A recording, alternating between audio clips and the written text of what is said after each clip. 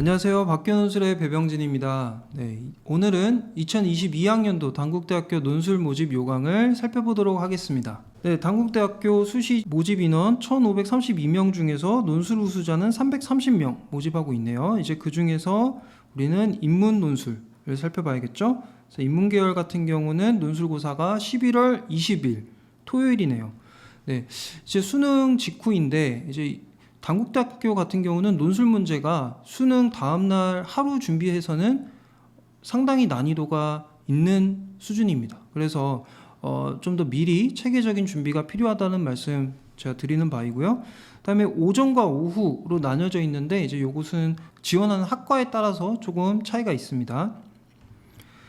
이제 모집 단위와 모집 인원을 좀 살펴볼 텐데 이제 경쟁률과 학생부 성적이 어땠는지, 최종 등록자들의 학생부 성적이 어땠는지 이게 좀 중요하겠죠. 경쟁률부터 좀 말씀을 드리자면 전체적으로 15대 1에서 30대 1 요 사이라고 보시면 되겠습니다. 근데 다만 15대 1 같은 경우는 사범대학교에 소속되어 있는 학과에만 한정되는 이야기라서 평균적으로 이제 25대 1 내외라고 보시면 되겠어요. 그래서 문과대학교만 이렇게 좀 살펴봐도 25대 1이 조금 안 되는 거 확인하실 수 있죠.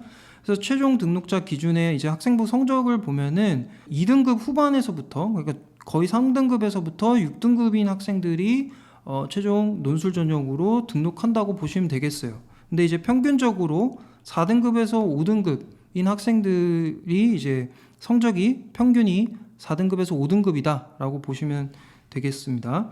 이제 그리고 이 직전에 말씀드린 대로 오전과 오후로 논술고사가 나뉘는데 제가 이렇게 오전에 해당하는 학과들 같은 경우는 별표로 해놨어요. 그래서 문과대학교 같은 경우는 철학과만 해당이 되고 그 외에 법과대학 그리고 경영경제에 해당하는 모든 학과들이 오전에 시험이 있겠습니다. 그래서 사회과학 그리고 경영경제 사범대학 같은 경우도 경쟁률과 학생부에 있어서 앞서 설명해드린 대로 경쟁률은 전체적으로 25대 1 안팎이고 학생부 성적은 평균 4, 5등급이다 라고 체크하시면 되겠어요. 단국대학교 논술 전형의 또 다른 큰 특징이 바로 수능 최저 학력이 없다라는 거죠. 그래서 수능 최저가 없는 논술 전형을 준비하고 있는 학생들은 단국대학교 반드시 한번 고려해 볼 만하다라는 말씀드리고, 특히 올해 같은 경우는 논술이 70%나 반영이 돼요. 그래서 작년에는 이제 6대 4였는데 올해는 이제 70대 30으로 반영된다. 그래서 올해가 단국대학교 논술 준비하기 조금 더 유리한 상황이다라는 거.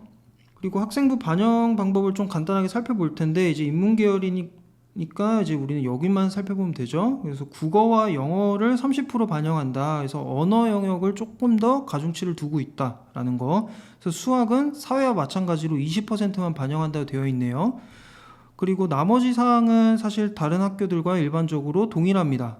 전학년 동일하게 적용하고 재학생들은 3학년 1학기까지만 반영한다는 거. 이제 그 외에 세부적인 사항은 제2외국어는 제외한다. 그리고 한국사는 사회교과로 포함해서 반영한다라는 정도만 체크하시면 되겠어요. 그래서 구체적인 이 석차 등급 점수가 어떻게 반영되는지를 좀 등급별로 좀 살펴볼 텐데, 아까 말씀드린 대로 이제 70대 30이죠. 그래서 논술이 70%고 이제 교과가 이제 30%인데 이제 요 중에서 1등급인 학생들은 300점 만점을 가지고 가겠죠. 하지만 1등급인 학생들은 단국대학교 논술 전형에 응시하지 않는다. 그래서 3등급에서 6등급 사이 요 정도를 체크하시면 되겠는데 여러분들이 지금 보시다시피 3점 차이밖에 안 나요. 그렇죠? 그렇기 때문에 3등급에서 6등급 사이면은 충분히 논술만 잘 준비하면 승산이 있다라는 거 확인하실 수 있어요. 그렇다면 단국대학교에서는 논술 문제가 구체적으로 어떻게 나오는지 이제 그 부분을 좀 마지막으로 살펴볼게요. 2시간 동안 세 문항을 푸는 겁니다. 그래서 각 문항이 총 600자로 구성되어 있습니다. 출제 범위 같은 경우는 뭐 고등학교 교과 수준 내에서 출제한다고 되어 있지만 막상 이제 제시문들은 교과서 외에 내용에서 많이 좀 출제되는 편이기는 합니다. 그리고 이따가도 말씀드리겠지만 자료가 상당히 많이 출제되는 유형이에요. 단국대 논술.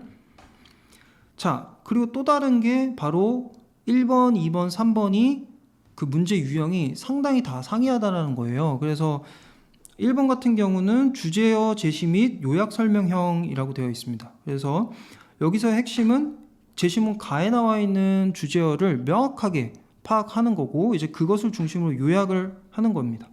그래서 총 2개의 소문항으로 구성되어 있습니다. 그래서 200자, 400자 이렇게 나뉘어져 있다라는 거. 그래서 1번 유형은 좀 이런 특징이 있고 2번은 논지를 활용해서 설명하거나 이제 비교해서 설명하는 그런 이제 유형입니다. 그래서 제시문에 나타난 기본 개념이 무엇인지 논지를 잘 이해했는지 이제 그것을 보고자 함인데 이제 그게 3번 같은 경우는 좀 차이가 있죠. 그래서 3번은 창의적 문제 해결형이라고 해서 주어지는 많은 다수의 자료들을 적절하게 잘 활용을 해야 됩니다. 그러다 보니까 2번과 비교했을 때 배점이 조금 더 높은 편이죠.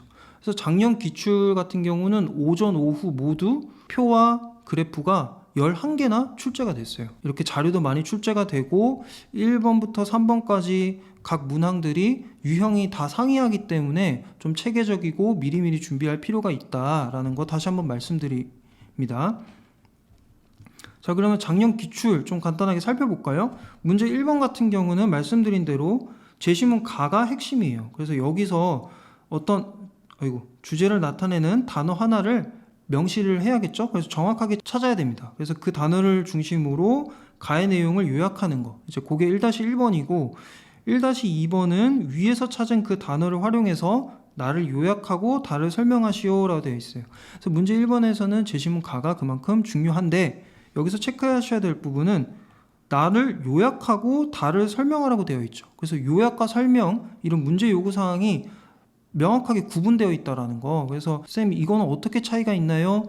라는 거 이제 저희는 유형 매트릭스 공식을 가지고 학생들에게 아주 잘 이해가 될 수 있도록 설명하고 있습니다.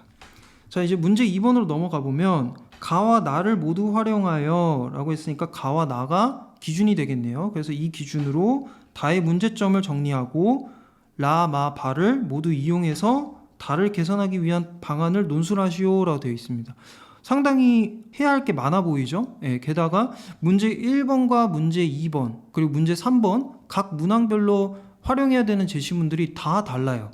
그래서 여기 문제 2번에서의 가와 문제 1번에서의 가가 완전 다른 제시문인 거죠. 그래서 읽어야 되는 제시문도 상당히 많다라는 것을 여기 문제 2번까지만 봐도 확인을 할 수 있어요. 작년 기출 5전 같은 경우는 다의 문제점이 무엇인지를 주어진 기준을 명확하게 잘 활용해서 정리하고 이제 그거에 대한 방안을 주어진 다른 제시문들로 이제 명확하게 논술을 해야 되는 이제 그런 유형이었네요.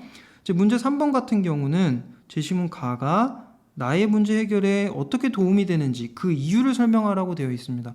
그래서 여러분들은 항상 주의해야 될 거는 그 설명 혹은 평가, 그 정리 이런 문제 요구 사항의 대상이 무엇인지를 명확하게 잘 짚어야 돼요. 그래서 여기 가와 나를 단순히 요약하거나 그냥 나열하는 게 아니라 가가 어떻게 도움이 되는지 그 이유를 중심으로 설명을 해야겠네요. 그렇죠? 그 다음 후반부에서는 다를 고려하여 가의 확대를 위한 각각의 역할을 논하시오라고 되어 있습니다. 그래서 이것도 다가 기준으로 활용을 돼야 되고 가의 확대를 위해서 각 주체가 어떤 역할을 필요한지 그래서 어떤 되게 전반적인 게 아니라 문제 요구사항이 상당히 구체적이죠. 그래서 각각에 맞게끔 서술을 해줘야 된다는 거 살펴봤습니다. 그래서 작년 오후도 좀 빠르게 살펴보자면 문제 1번 같은 경우 보시면 토시 하나 빠지지 않고 틀리지 않고 5점 문제와 똑같아요. 그래서 마찬가지로 단어를 잘 찾아서 제시문 가에서 잘 찾고 그걸 요약하고 나도 마찬가지 그 단어를 중심으로 요약하고 다를 설명하고 그래서 1번과 똑같죠. 그 다음에 2번 같은 경우도 가와 나를 활용한다는 점에서는 똑같습니다. 동일한데 그 이후에는 조금 차이가 있어요. 그래서 라와 마를 설명하고 다의 관점에서 마와 바에 대한 자신의 입장을 논술하시오 라고 되어 있습니다. 그래서 여기서도 딱 봐도 아시겠지만 다루고자 요구하는 제시문들이 상당히 많은 것을 확인할 수 있어요. 자, 문제 3번 같은 경우는 창의적인 해결 방안을 제시하는 것을 이제 본다고 했잖아요. 그래서 해결 방안을 논술을 하는데 또 뭐 과외 관점에서 각각의 문제 해결을 위한 기업의 과제를 설명하고 이를 이용하여 마사례의 각각에 대한 해결 방안. 작년 오전 것도 보았다시피 문제 3번에서 상당히 그 해결 방안이 이렇게 뜬구름 잡는 게 아니라 구체적으로 이제 기준을 활용해서 제시를 해줘야 됩니다.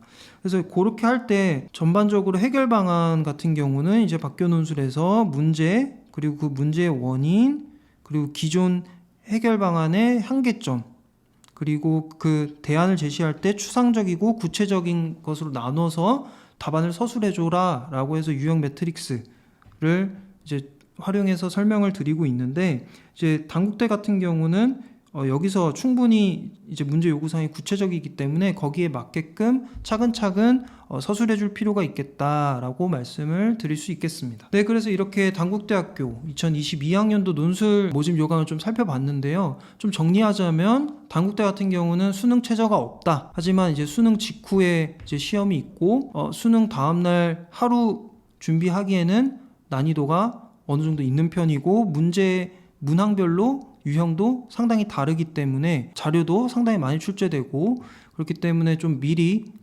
준비할 필요가 있겠다. 체계적인 준비가 필요하다라는 말씀 드리고, 박교 논술에서는 9월 5일 단국대 대비반이 개강합니다. 그래서 일요일 오후 6시부터 10시까지 최신 기출을 중심으로 단국대학교 준비하는 대비반이 개강하니까요. 여러분들 참고하시고 원래 준비가 되어 있었던 경기대 대비반 같은 경우는 경기대 시험 일자 변경으로 10월에 이제 열릴 예정입니다. 그래서 여러분들 단국대 준비하시는 분들 꼭 단국대 대비반 참고하시기 바라겠습니다. 네, 감사합니다.